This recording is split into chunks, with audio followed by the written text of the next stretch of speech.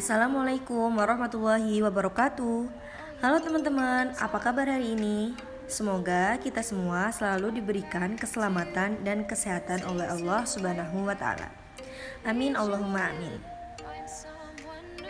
Baiklah, izinkan saya untuk memperkenalkan diri saya. Saya Faiha Qurratu Aini selaku moderator kelompok 3 mata kuliah Filsafat Ilmu dari kelas 1 Hukum Keluarga Islam C. Win Saifuddin Zuri Purwokerto. Nah, di kelompok 3 ini memiliki anggota antara lain yaitu yang pertama ada Mas Aji Setiawan, yang kedua ada Mas Haikal Nabil, yang ketiga ada Mbak Failatul, dan yang keempat ada Mbak Riana Agus Wijanti, yang kelima ada Mbak Miftahul Jana, dan yang terakhir yaitu saya sendiri, Faiha Qurratu Aini. Oke teman-teman, di kelompok 3 ini kami akan membahas tentang fikih progresif dalam kehidupan muslim masa kini. Di dalam pembahasannya kami memiliki 3 poin, antara lain yaitu yang pertama, fikih Islam progresif. Yang kedua yaitu kerangka dasar pemikiran fikih Islam progresif yang akan dipaparkan oleh Mas Aji Setiawan. Dan yang terakhir ada kerangka metodologi fikih Islam progresif yang akan dipaparkan oleh Mbak Riana Agus Wijayanti. Nah, selain itu juga nanti ada studi kasus atau contoh dari fikih Islam progresif dan juga kesimpulannya. Oke teman-teman, tanpa lama-lama lagi langsung saja kita menuju ke presentasinya.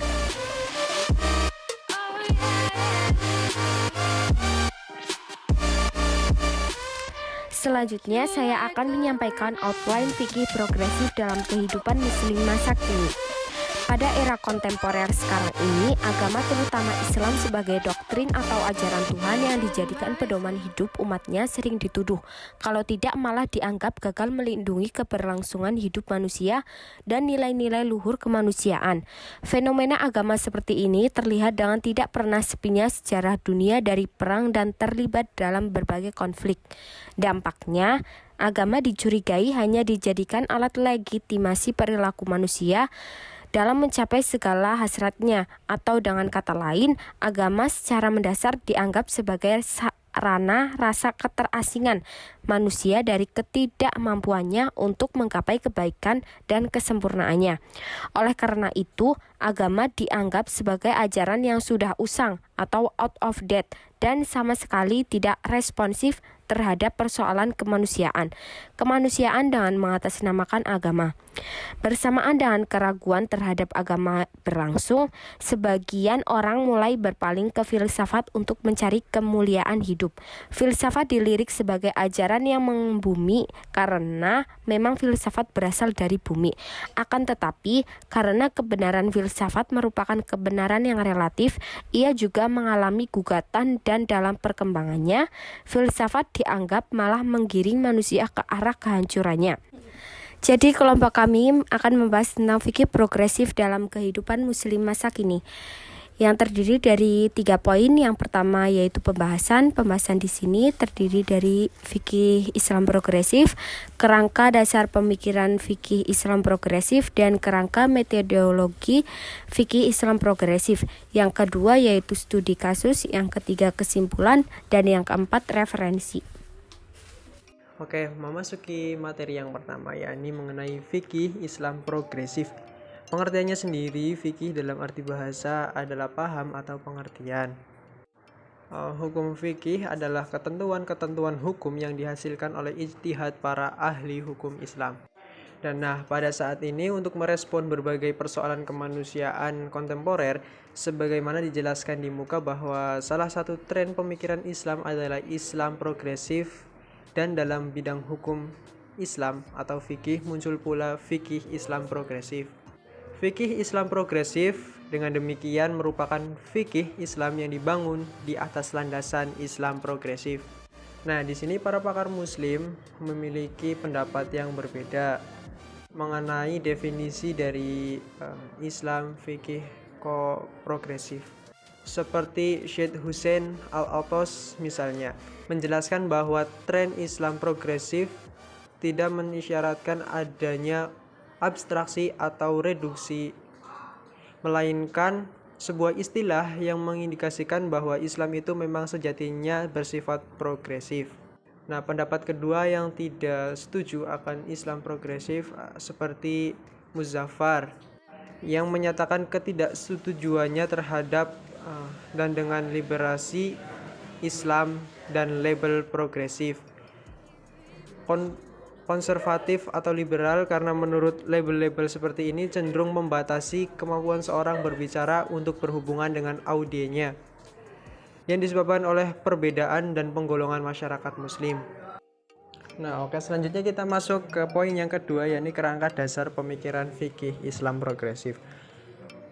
Munculnya fikih progresif adalah tidak dapat dilepaskan dan erat kaitannya dengan suatu keprihatinan yang berangkat dari penilaian bahwa Islam secara umum dan hukum Islam atau fikih secara khusus seringkali dituduh dan sekaligus digugat sebagai penyebab munculnya image Islam sebagai agama terlalu normatif dan tradisional.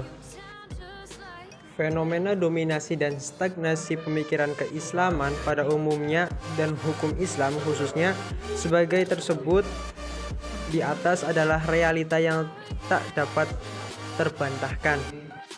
Inilah yang mengatakan Islam pada posisi yang sering kali bertentangan dengan kenyataan dan kebutuhan hidup dunia dan masyarakat kontemporer. Hukum Islam atau fikih yang seharusnya menurut pendekatan sosiologi hukum bergerak bersama dengan perkembangan masyarakat tidak berlaku pada hukum Islam. Nah, oleh karena itulah adalah tepat apa yang disimpulkan bahwa hukum Islam sesungguhnya masih hidup, tetapi piranti metodologis dan landasan epistemologinya telah mati.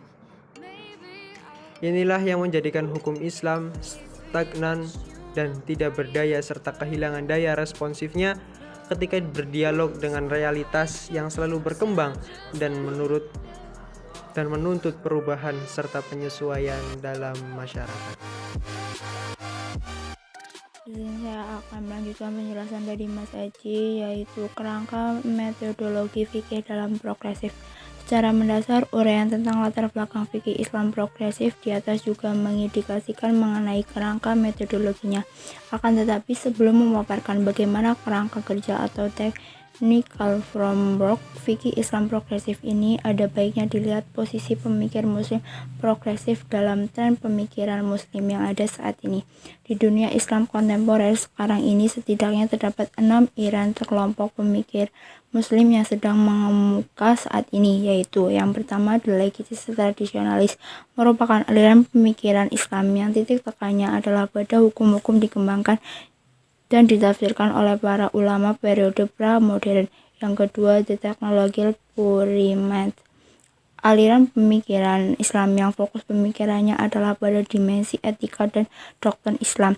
Yang ketiga, the politik Islamic, aliran pemikiran Islam yang kecenderungannya pemikirannya adalah pada aspek politik Islam dengan tujuan akhir mendirikan negara Islam. Yang keempat, the Islamic extreme, aliran pemikiran Islam yang memiliki kecenderungannya menggunakan kekerasan untuk melawan setiap individu dan kelompok yang dianggapnya sebagai lawan baik muslim maupun non-muslim. Yang kelima, the secular Muslim, aliran pemikiran Islam yang beranggapan bahwa agama merupakan urusan pribadi atau private materi. Yang keenam, the progressive ijtihadis, yaitu para pemikir muslim modern atau kontemporer yang berupaya menafsir ulang ajaran agama agar bisa menjawab kebutuhan masyarakat modern. Pada kategori yang terakhir inilah posisi muslim progresif. Kategori tersebut di atas hampir sama dengan kategorisasi yang dibuat oleh Tariq Ramadan yang juga membagi tren atau kecenderungan pemikiran Islam dewasa ini menjadi 6 kelompok yang dianggap dapat merepresentasikan perspektif muslim yang terkenal pada abad 20 dan 21.